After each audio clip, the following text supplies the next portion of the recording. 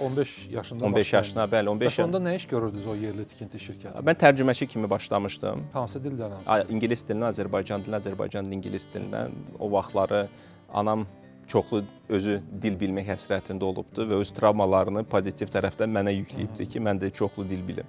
Ona görə fransız, italyan, ispan, İngilis dillərini falan hamısını öyrətməyə çalışıbdı. Ona görə İngilis dilini yaxşı öyrənmisiniz. bəli, İngilis dilinin birincisi, mən birincisi odur. Rus dilini də əla yaxşı bilirdiniz.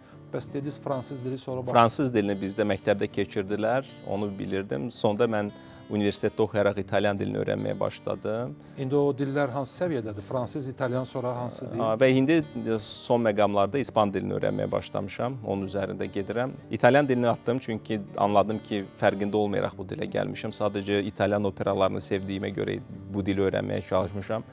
Biləndə ki, İtaliyanın cənubundakılar, şimaldakıları anlamırlar ləhcəyə görə. Dedim ki, onsuz da İtaliyadan başqa bu dildə heç yerdə danışmırlar, özümü yormayım.